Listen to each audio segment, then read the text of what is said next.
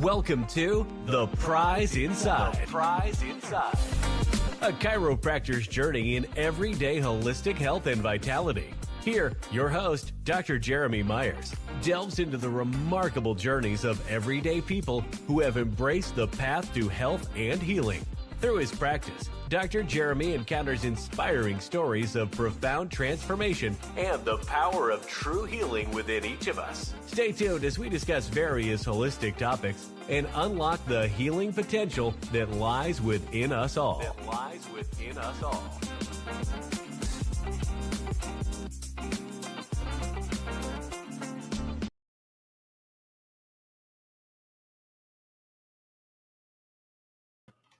All right. Good evening, everybody. Welcome to Whole Health Weekly. Hopefully you guys are having a good afternoon, night. Yeah. I'm sorry it's all random. Wednesdays are kind of random. I'm trying different ones to see what is the best. If you have a good time that you would like, I'm kind of open on the Wednesday night. Like if we want to go later, like so 6:30 to 8:30 or I'm sorry, what in there somewhere. Sometimes kid things get in the way, but I will try my best to make it on the consistent time frame once we figure out what it is. Sunday night, I do my 1% tribe, and that's really cool. We go over different ones. This week was pretty fun. Once you go, and that one starts at 8:30. So a lot of times that's like a nightcap. I'm trying to figure out like during the week what would work best for people. So I got 2 thumbs up already. So that's awesome. So that means that this might be a really good time. So with that said, tonight, Whole Health Weekly, what we do is we go over the latest trends of the week. So we go over health topics that have kind of hit the mainstream, the narrative, the social media networks, and all those kind of things. And so we go through those, but this is episode 21. So I want to go into chiropractic principle 21, which would be fantastic. So we do that first, just to give that onus, give you the little chiropractic perspective on a lot of things. So with that said, let's go into that, and then we'll go into the trends of the week and some really good articles by Dr. Mercola. So we'll do that and go from there. So this is chiropractic principle number 21 already. We're almost through. There's 33 chiropractic principle wrote by a guy named Dr. Stevenson was the text in the philosophy of chiropractic, which honestly led to a ton of holistic. Now, I can't say it's like older than Chinese medicine, obviously, but the concepts of chiropractic and the holistic mindset started a long time ago, 100 years ago, right? So that's really cool. And so a lot of these principles you can kind of take into your day-to-day life now. So this is chiropractic principle number 21, the mission of innate intelligence. The mission of innate intelligence is to maintain the material of the body of a living thing in active organization. So the mission of your innate intelligence, remember, the innate intelligence he's talking about is the intelligence within the material, the cells of our human body. It has its own intelligence. And once you understand that, you can understand its ability to communicate with what we call the universal intelligence, which is nature or the universe, right? So we have these 2 different intelligence interacting. And our job as a human is to make sure that our communication is at its best all the time. That's what chiropractic does. We try to make sure the nervous system, which is the probably the top communicator. Hormones, you could be up there too, but the top communicator of the human body is not interfered with in any patterning, and it allows the communication throughout the body to express itself even better. I had a cool story this week in chiropractic where I had a patient that had a jaw problem. The jaw problem, he couldn't like open it like completely. It was almost like he had almost like lockjaw. And what the neatest part of the whole situation was, it was making him very nervous because, nowadays there's a lot of anxiety to having, health problems. And sometimes chiropractic is a cool place to kind of figure out things to happen. Well, he got so anxious about it that he went and he decided to get everything checked because he wasn't sure why his jaw wasn't opening. Was he having, rabies? Was he having something with his brain? So he went the dental route. He went the medical route. He went many, many different ways. And one of the neat things is we kind of deduced, and it was nice because in some respects, I really like that because I know, so some of these tests, and if they come out back clear, you're going, okay, well, it helps me deduce, where it was. Well, what his was as I'm looking at him, his head was off just slightly. And so when just looking at him, you could almost see it. And when his head is off, that means his spinal nerves were getting an irritation or a miscommunication up there. And then when that occurred, so his head was tilted slightly, but that means there was a vertebrae like way up top that was out of place. And it was kind of amazing. So we're like, all right, we go through it. We walk through the chiropractic thing and we ended up adjusting his upper neck. And from there, we put him back to where he needed to go. And it was so cool because it was almost instant. Like his body told him, he started opening his mouth like instantly. Like he couldn't stop opening and closing his mouth like wide open. It was like instantaneous. Well, what happened is the nervous system was losing the communication pattern behind his skull, right? And so when that communication pattern, it made the muscles of his jaw tighten up. And so as soon as we restored that, he was able to open and close like right away. So it was really cool. It was just a neat instantaneous. I like telling those stories too, because he almost like started tearing up a little bit because he was just so happy, and those kind of things. And I always love that because all we're doing is putting back, innate intelligence. It does all the work. All we have to do is make sure nothing interferes with it. So anyway, so that's a good one. So that was principle number 21 this week. So hopefully you're enjoying it. If you're on here, give me a thumbs up, get a like. Any kind of comment helps. It makes me move up. Also, I want to make sure when you're getting in there, if you would be so kind, I want to make sure before we start. I'm going to put this in the chats. This is by the Rumble. This is the Rumble. I'd love everybody to subscribe to that. Give me over the 37 hump. That would be fantastic. The other one is Apple. And here, I love this one too. This is where I started it a long time ago. And I really, really enjoy the podcasting aspect. We're just adding the video now. And it really, really, I just absolutely enjoy it. Here is the podcast version of what we're doing tonight. So there is that. So there's the podcast version. So those that like to listen. So I'm a big podcaster, listener. I love the audio side of things. So I always hope, a lot of this, especially my 1% tribe, sometimes I use a lot of video imaging, like displays and PowerPoints for presentations.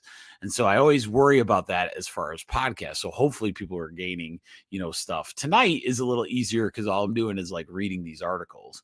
So with that said, let's go into some of the cool things. What is trending in the world?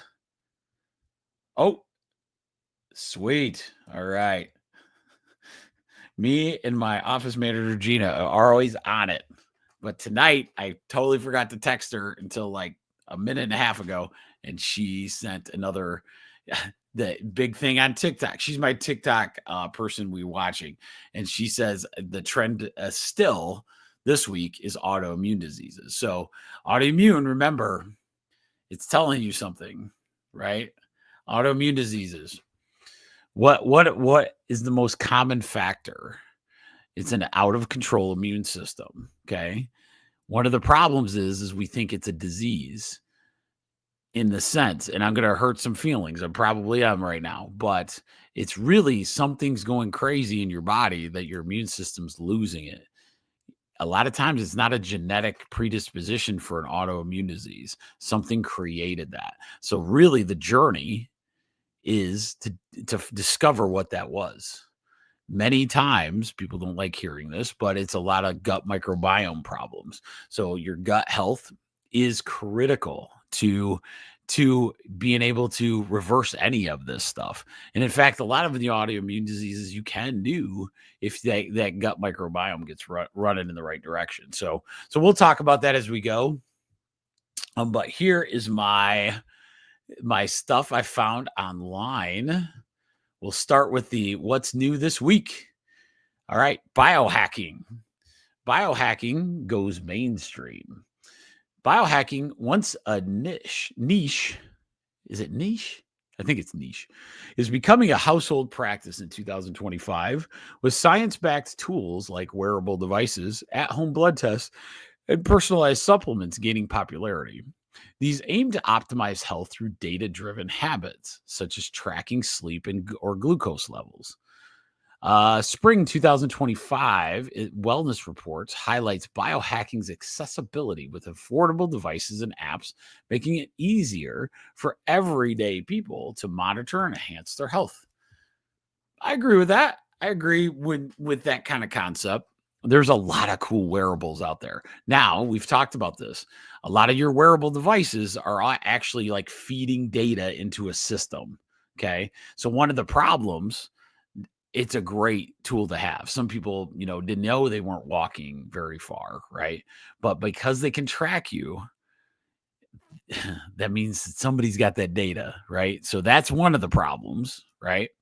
The other problem is that it actually messes with your biofield. So your biofield is this 5-foot perimeter. Think of chakras, like in energy work.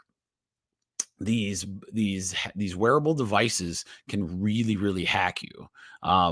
They haven't really done EMF studies, which is electromagnetic frequency radiation, on them as much as they have phones and computers and all those things. But when you get that EMF radiation, it does cellular damage. Okay. So it does cellular, it can kind of oxidate your cells.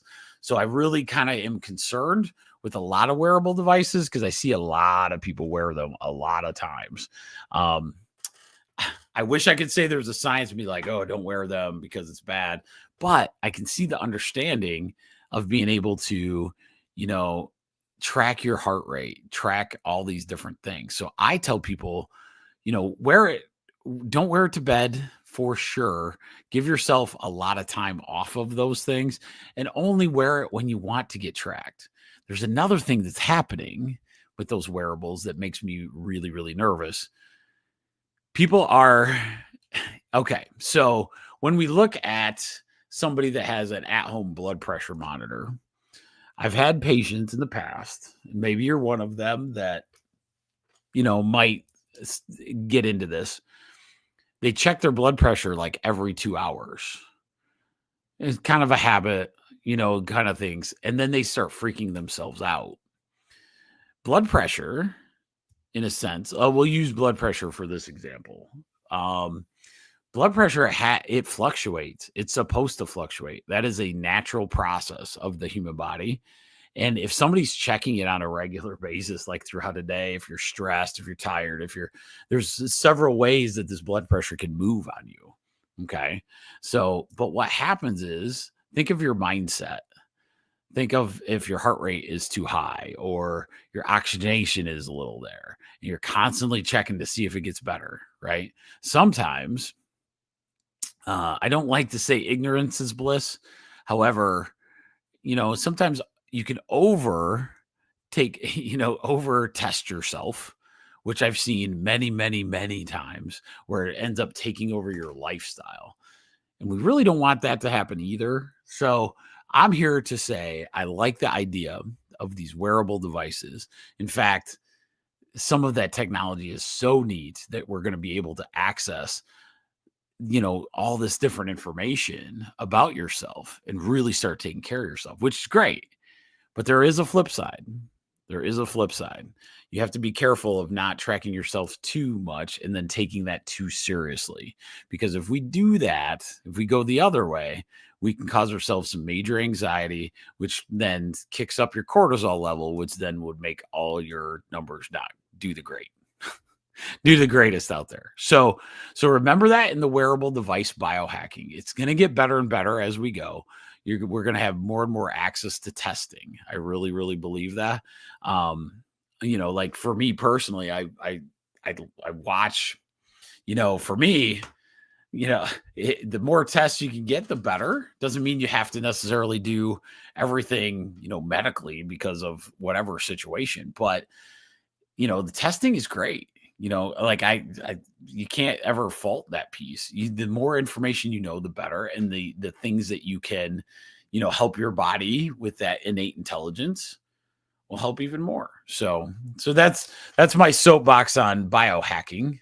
So that's what biohacking is. So biohacking, really, for those that don't know, biohacking, the word is they're trying to hack your body for better performance. So they're like kind of manipulating muscle growth. A biohack that's not great is, steroids for bodybuilders, right?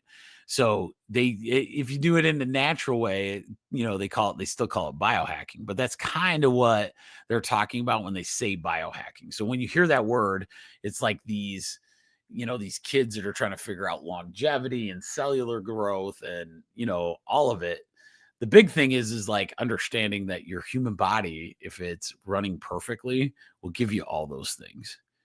Here's a spoiler alert. Ready? Did you know if your body's communicating your innate intelligence is good, you can literally grow your own stem cells? Whoa. Now it might not be as fast as you want, right? That's the tough thing. Can you reverse damage to a joint? Absolutely, you can. And that's what's neat. We haven't got there as far as the focus and the understanding, of that, because it takes a lot of time. It takes some major effort. And so just be wary of companies that can, come and go, oh, I can reverse your shoulder injury in 2 weeks with this new thing, right? That's usually not going to happen because nature needs that time to heal correctly. Okay. So anyway, all right, let's go on to the next one. The next latest trend is ancient healing practices make a comeback. Woo! That's kind of cool. Traditional methods like acupuncture, herbal remedies, and mindfulness are being integrated into modern medicine for their holistic benefits. Posts on X also mention Nature's Pharmacy, spotlighting the healing power of common foods, and bee sting therapy for potential tools. That's wild. Bee sting therapy. Huh. All right, hang on.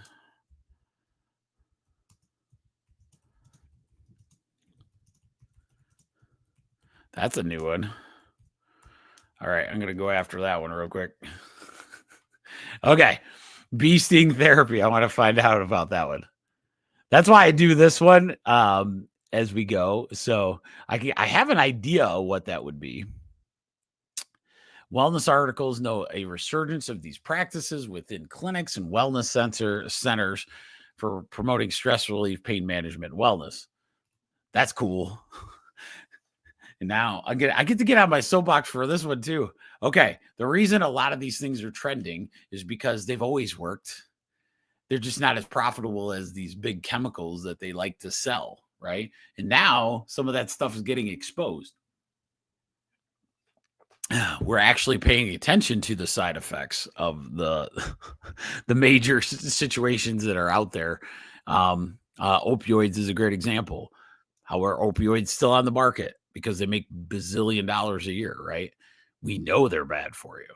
We know they're addictive. And they're still out there. It's kind of fascinating to watch. As we're going, you're like, but didn't you lose a lawsuit that says you're like addictive and you're really bad for people? Well, yeah, we just paid that off in the profit, and then just kept them on the market. That's how that goes. So that's the kind of stuff though that makes people lose trust, right? That's what makes them lose trust. And eventually you got to pay the piper at some point, right? And so what happens is like with these kind of medications that we know, there should be more testing and all those kind of things. We still sell them. We still keep doing the same thing. So now people are wising up to it, and a big movement is starting to go towards, trying things, right, that could actually be holistic. Did you know, I was fascinated. I was listening to this art in China. They actually have a hospital. I don't know if all of them are set up this way, but you have a hospital that's run like a normal hospital like we would have, but they also have next to it the Chinese medicine, section. That's fascinating to me because having both as a combination is like wondrous, right? And so, but the hardest part about all these holistic ways is it cuts out this insurance capability. A lot of times you're not going to get the, let's say, insurance coverage or, those kind of things. So we have a cultural problem with it because it's not covered by insurance. So it must not be, some kind of scientifically valid. There was a certain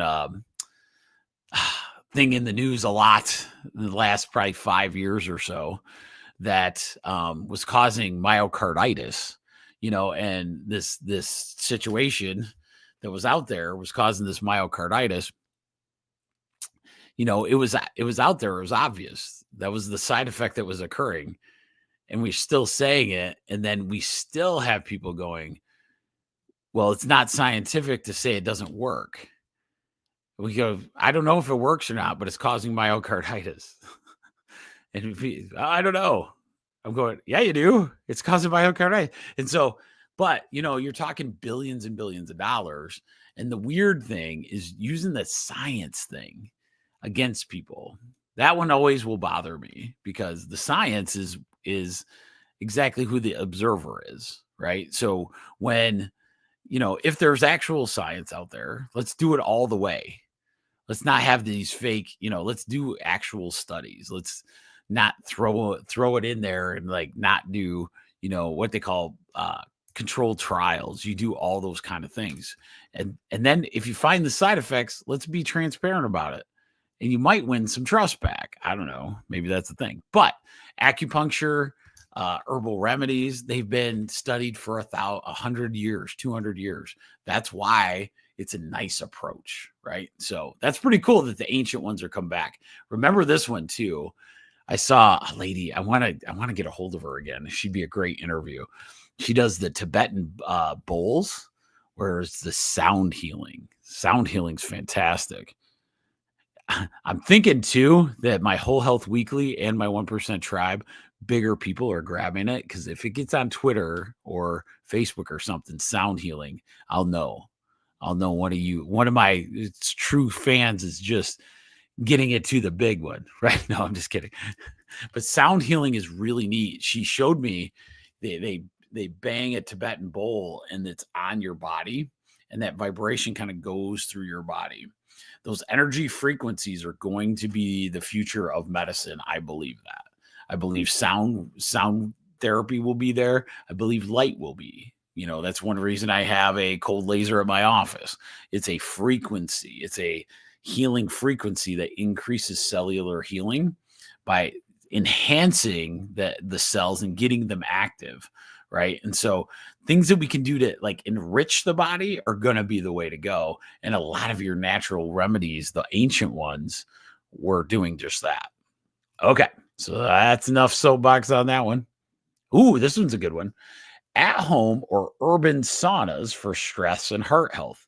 Saunas, including affordable at-home sauna blankets and urban sauna facilities, are trending as self-care tools. They're praised for improving circulation, promoting detoxification through sweating, and reducing stress, which benefits heart health and sleep. This one is, yeah. So there's a couple companies out there that are selling a lot of saunas for like at home. There's a portable sauna at Target for $150. That's kind of cool. And growing accessibility through urban and floating sauna experiences. It offers, and why it matters is because it offers a convenient, science-backed way to enhance physical and mental well-being. Okay, that's fair. A lot of countries do that. Saunas are fantastic.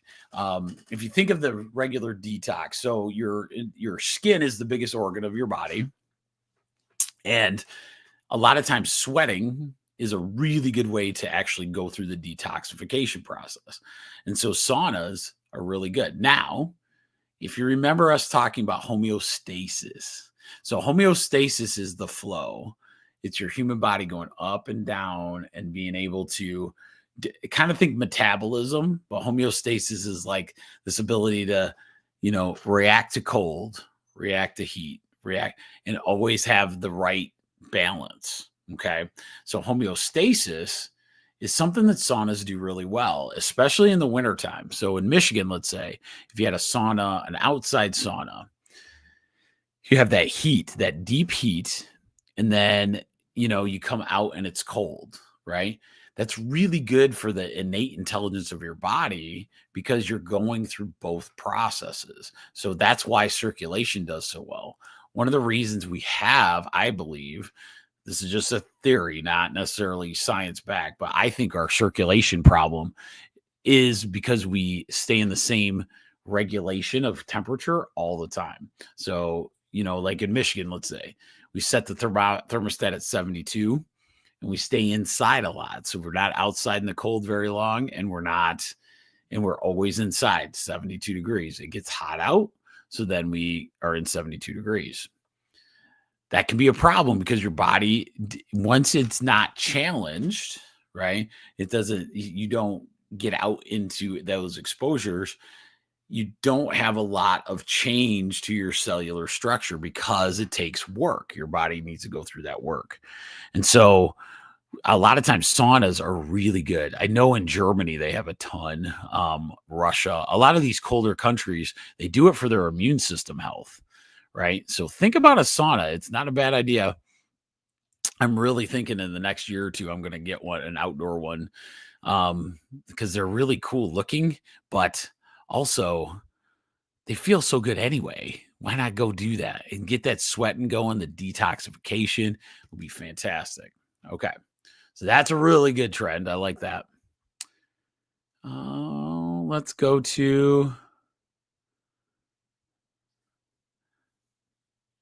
Well, that's kind of interesting. I'll read this one. This is kind of cool.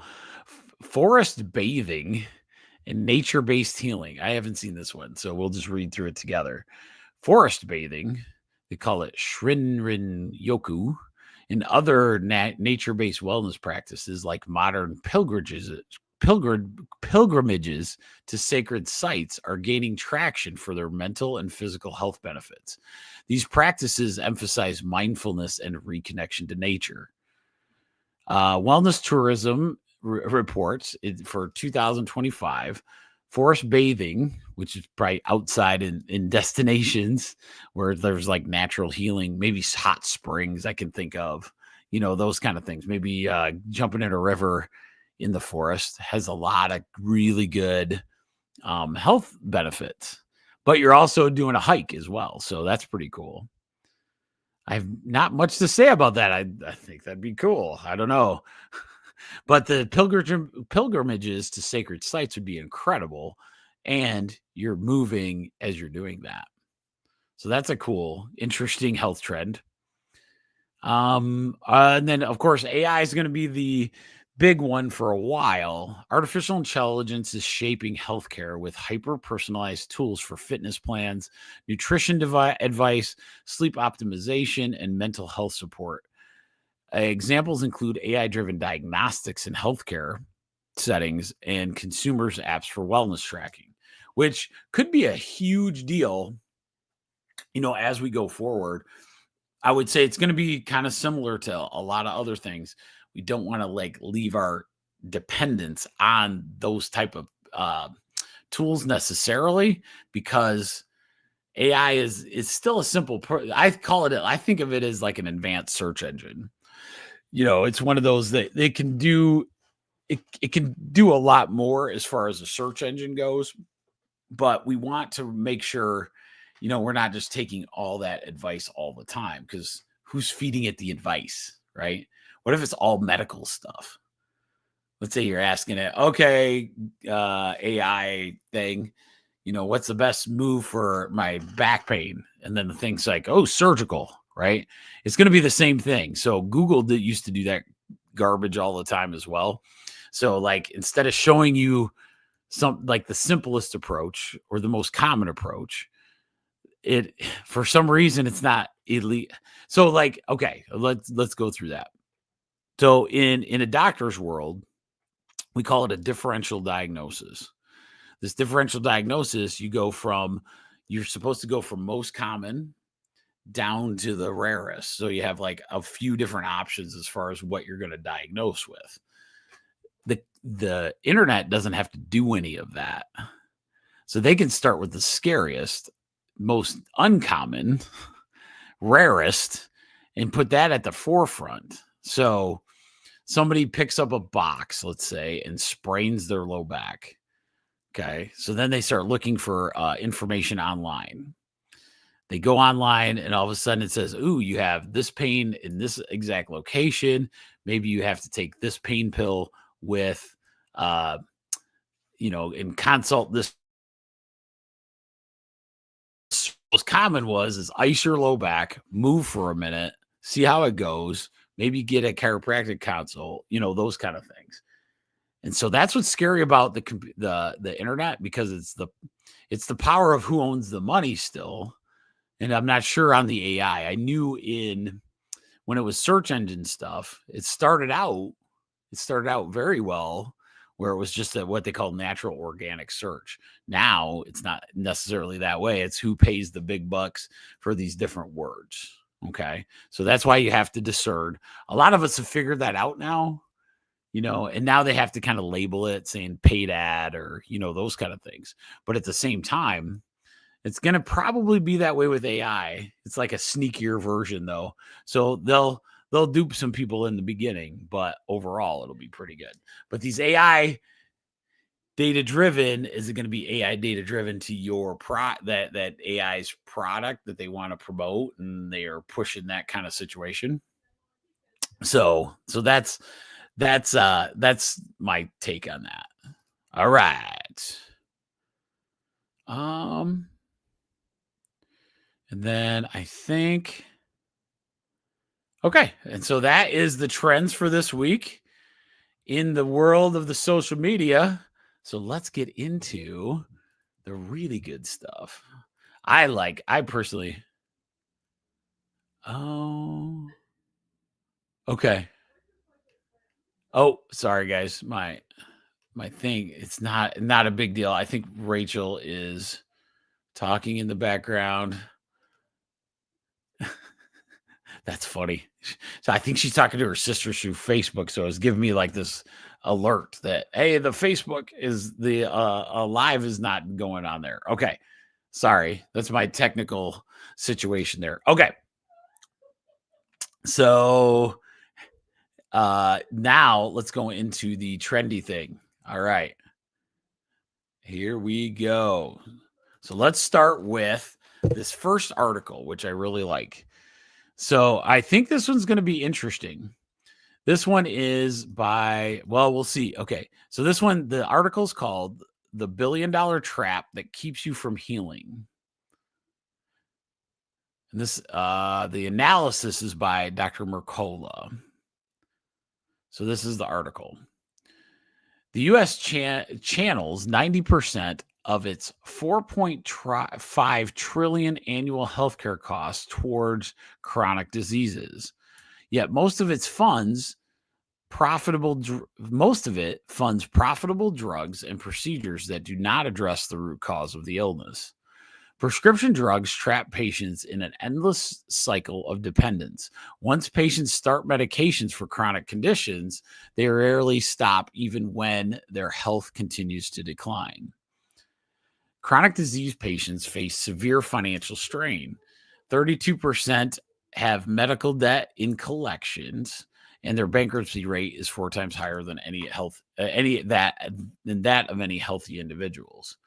Beyond the physical toll, chronic disease impacts your mental health, strains your relationships, and makes you feel isolated. All right. So that was part of it. Chronic disease is okay. So let's read a little bit more into this article. Chronic disease is the defining health crisis of our time. Despite medical advancements, which that's the crazy part, we're so far more medically advanced, yet we have more chronic disease than we ever have, which is wild. Despite medical advancements, rates of diabetes, heart disease, cancer, and neurodegenerative conditions are rising, not falling. The U.S. spends more on healthcare than any other country, yet people are sicker than any other country, not healthier. The failure stems from conventional medicine's narrow focus on pharmaceuticals and procedures that only prolong dependence rather than recognizing the role of mitochondrial function and cellular health in preventing and treating chronic disease. It's time to challenge this system, expose its shortcomings, and demand a shift towards solutions that actually restore health as its foundation. And the huge financial toll it goes through. Oh man, it's it's a pretty good article as far as all of that goes. My hope, my prayer, honestly, is that I live through, we live at a time, chiropractic has been fighting for this for a really long time. When you have the nervous system where it needs to be, when people get their spinal health in check, the amount of cellular health that goes with that is unmatched. A chiropractor, they don't use drugs. They don't use surgeries. They don't use a lot of these things. And so a lot of times it's a really good spot to start if somebody has a chronic disease. We use the power of the food. We use those things, right? But it's been suppressed. If some of you that are on this call will actually understand that there's only like 10% of the population, but I think it's like 8%. 8 to 10% of the population utilizes chiropractic care or any kind of physical medicine stuff. Stay right here. I got to check a dog really quick.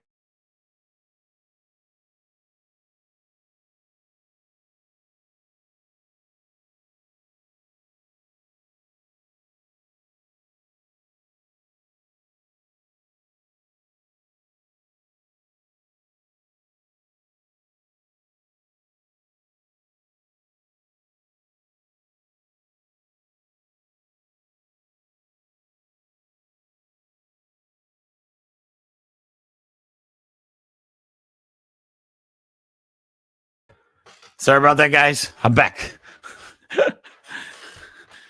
My part of it was the dog was going a little nuts, and my wife was on with her Canadian, very loud sisters, and I was like, "Oh, the crap! I keep hearing it." I was like checking to see if everything's okay. Anyway, so let's talk about that. So, like in that article is pretty important. Like, how do we have more chronic disease than we did before? How is that possible? We just talked about it. We have wearable technology, at-home devices. We have, access to blood work, and we have more disease and problems. I think we got some things to change, right? And so that's why I'm excited to be in the profession I am, because I think when people start waking up to it, it's going to be fantastic, and utilizing it and understanding it. It's going to be awesome. So anyway, so that's a pretty good one. I'm glad, but when we don't look at the root cause, it could be a problem. Okay. Interesting. Let's do. Okay, so let's do this one. This one's kind of interesting. How to regrow vegetables at home using kitchen scraps. You might have to get. Okay. Oh, well, my kids do this. This is pretty cool.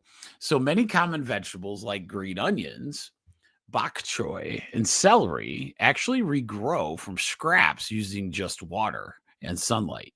Regrowing kitchen scraps helps cut grocery costs and reduce household food waste and with minimal effort. You don't even need to have a garden, just a sunny windowsill, a shallow dish, and a few minutes of care each week. Some vegetables regrow in as little as 3 to 7 days. These fast results provide motivation for you to continue regrowing more vegetables. Regrowing food at home supports self reliance, lowers dependency on supply chains, and adds fresh nutrition to your meals. That's wild. I like that. I mean, we've done it before. All of you have done the celery experiment, I'm sure, where you chop it off, you use some of the celery, but then you just throw it in water and it'll actually grow back. If you haven't done that, try it. But I did not know this about onions. So this is a good one. Chopping an onion might seem like a mindless kitchen task, but what if that leftover root and, the little, when they're talking, not a full ball, right? It's the little, the smaller ones with the green, that kind of thing. But what if you could just take the ball and the root and put it in water and just put it in your windowsill? All of a sudden, it'll actually grow back. And that is crazy. That's really cool. I'm sorry. I forget about neat things that people come up with, and that's why I like doing this kind of, these articles. So you chop the onion and you use it in your food. So you have onion soup. And then the leftovers, especially with the root ball, you take that, you put it in water, and it looks like about 7 days, you could actually grow it again. That is wild. That's good. And cultures have done this for a long time, for centuries. And then they turn food waste into food security with nothing but sunlight, water, and patience.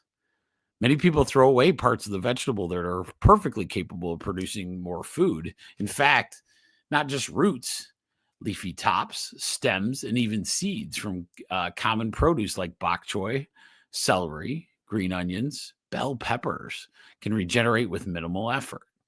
What starts as waste on your cutting board becomes renewable supply of fresh produce if you know of which parts to save and how to treat them. Man, that's interesting. Modern household waste about 30% of purchased food, according to the U.S. Department of Agriculture. That translates to $1,500 per year if you started doing that. Okay, that's cool. Let me see the vegetables that are really good. So we talked about onions,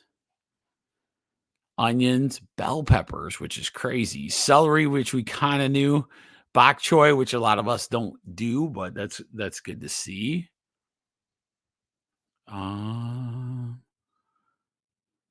Okay, here's some. Here's some more.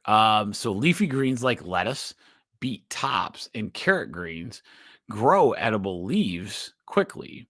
You might not grow the full root of a carrot or a beet with the green tops, but they're still edible and packed with nutrients. Lettuce cores placed in shallow water produce fresh inner leaves in just a few days. These greens are great for salads or garnishes, and you can use them for whole plant instead of wasting the top portion. Ooh, that's interesting. This one is another good one. Even mushrooms and turmeric are possible to regrow. These require more attention and longer timelines, but the payoff is greater flavor and freshness. And if you've done 1% Tribe with me herbally, turmeric's like amazing. It's got curcuminoids, and a lot of times that is a huge, powerful anti-inflammatory. And so turmeric, for example, produces broad, lush leaves, eventually new roots and shoots if planted properly. Mushrooms need a cool, damp environment and daily misting, but they can grow from their stem bases under the right conditions. Peppers and herbs grow easily from seeds and cuttings, savings from your cutting board. Bell peppers, that's the one I'm really interested in. Bell peppers are particularly straightforward. Just dry the seeds, plant them in a container, and keep them warm and sunny. Cilantro, lemongrass grow well from stems. They cut in place in water. Once they root, they're ready to plant, and you're ready to continue harvesting them for weeks.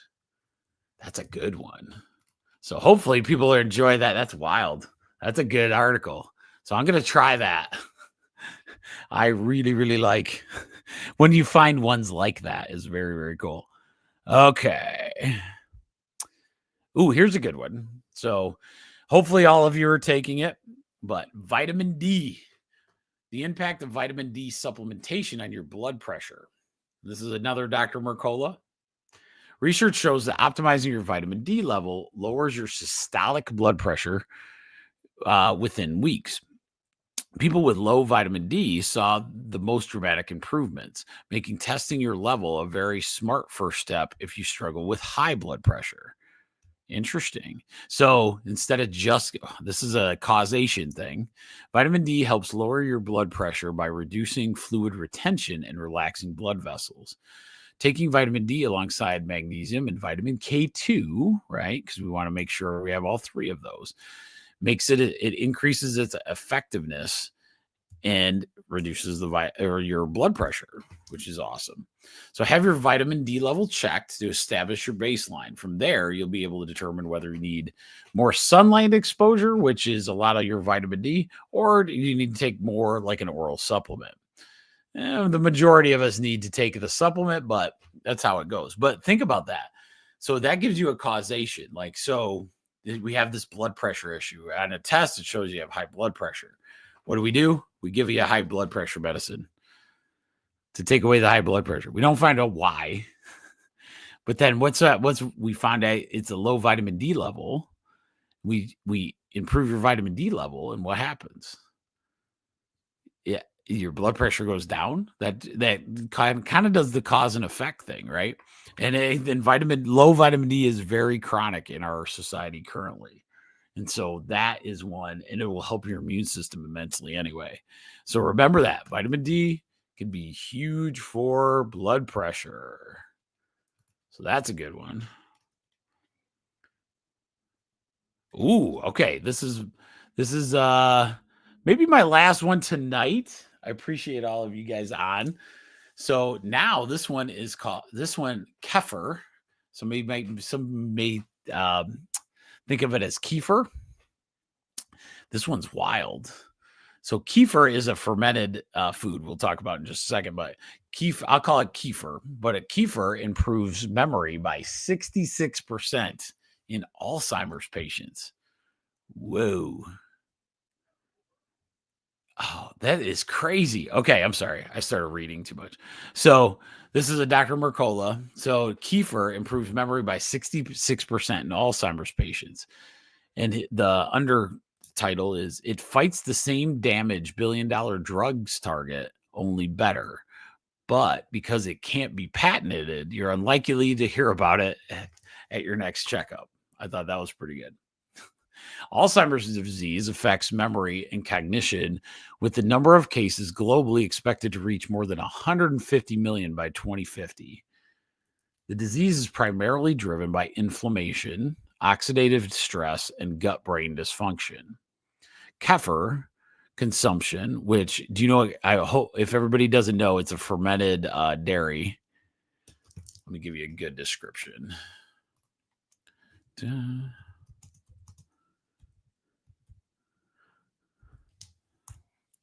All right. It is kefir grains. Okay, so kefir is a fermented probiotic-rich beverage made by adding kefir grains. So kefir is Kefir, small gelatinous little clusters of bacteria and yeast to milk, or or a non-dairy liquid like coconut milk or water. The grains ferment the liquid, producing a tangy, slightly effervescent drink similar to yogurt, but thinner in consistency. It's known for its gut health benefits due to its diverse mix of live microorganisms. That is where it's from. So that's what kefir is. Okay, so just so you guys know what that is. So let's keep talking. Kefir consumption significantly improves memory and cognition in Alzheimer's patients by reducing what they call amyloid plaques, tau tangles, and inflammatory markers while protecting neurons. Okay, so amyloid is essentially these plaques that kind of accumulate in the brain. That's all you have to know. And then the entanglement, the neurological infrastructure basically of the brain and all these nerves that have to go in there, things get messed up in there based on these you get brain inflammation essentially. Okay, so C15 0 is an essential fatty acid found in grass-fed dairy like kefir. Protects this essential fat protects against neurodegeneration by strengthening cell membranes, protecting mitochondria, and displacing harmful linoleic acid. Iron accumulation in the brain accelerates Alzheimer's progression through oxidative stress and ferroptosis. Regular blood donation reduces iron overload. Let me do that again. Iron accumulation in the brain accelerates Alzheimer's progression through oxidative damage and iron injury. Okay, so that's what that is. That's interesting. So giving blood could actually help because you reduce the amount of iron. Daily strategies such as optimizing beneficial gut bacteria, eliminating vegetable oils from your diet, and avoiding gluten offer protection against this cognitive decline and neurodegeneration. So that's pretty cool. That was a good article. Hopefully you're liking that one. All right. So remember kefir. And one more. This one's another good one. We had a few. Okay. Bay leaves. Bay leaves we don't see in a lot of our diets, but they're really good. They're very full of think kale-ish, but bay leaves, they're not the greatest as far as flavor, but they can be a good add-on to like a salad or cooking with. So bay leaves help lower blood sugar and improve cholesterol levels. According to research, consuming as little as 1 gram of bay leaves daily can lower fasting glucose by up to 26% and reduces LDL cholesterol by 40%, offering natural support for metabolic health. Insulin sensitivity improves with regular bay leaf intake, as studies show it protects pancreatic beta cells and enhances the body's ability to regulate sugar. Liver and kidney function benefit from bay leaf extract, which reduces inflammation, improves enzyme balance, and prevents diabetes-related organ damage. Powerful antioxidants in bay leaves fight oxidative stress and inflammation, lowering the risk of metabolic dysfunction, heart disease, and complications. Try adding bay leaves to your meal, brewing them into a tea, or using them in the powdered form to provide an easy, natural way to regulate and improve overall health. That's pretty cool. So bay leaves, add that to your repertoire. If you ever have trouble, oh, by the way, I have this. If you ever have trouble, this little QR code in the corner, it should work. I think it goes into what they call Fullscript. Fullscript is kind of like an Amazon store, but all the nutrition in there is vetted. So I use this all the time with patients. So far, they've loved it. It comes right to your door. It's wonderful, those kind of things. But that may be a place where you can get a bay leaf supplementation. Looks like bay leaves in itself could be a very good thing for the diabetic side. So it has a lot of gut health benefits to it. So, my friends, I think that's all the only articles I'm going to do tonight. Yeah, I think that's it. I got a couple good ones out of that. I'm gonna get kefir into my life. And what was the I'm going to start regrowing some veggies. I think that's fantastic. It makes total sense. The amount of stuff we throw away, where, especially in the wintertime, imagine if you're pulling out like carrots, or our carrots actually in our garden, actually they wintered. So some of them didn't make it. So we had some like little rough patches, but we left them in the ground to see if they would actually winter. And they did pretty decent. So I'm pretty excited about that, like what we're learning as far as like gardening goes. For those that know, in my 1% tribe, I also am doing kind of like more native herbs to Michigan that are more medicinal. And so a lot of them came back. One of my oregano took off. I got this little herb area. Hopefully I'll get some pictures going at some time here, but we'll get some pictures going so you guys can take a look at those. So with that said, my friends, you guys enjoy the rest of your night. Thank you for joining me. 4 thumbs up. Make sure you subscribe to the Rumble, the Prize Inside on Rumble. Totally worth doing. I'm up to like 37, 38 people. And I hope I keep continuing that trend. I get to do this with you guys. I'm learning every day. And hopefully I'll actually get good at this someday. So with that said, you guys enjoy your night. Have a good one.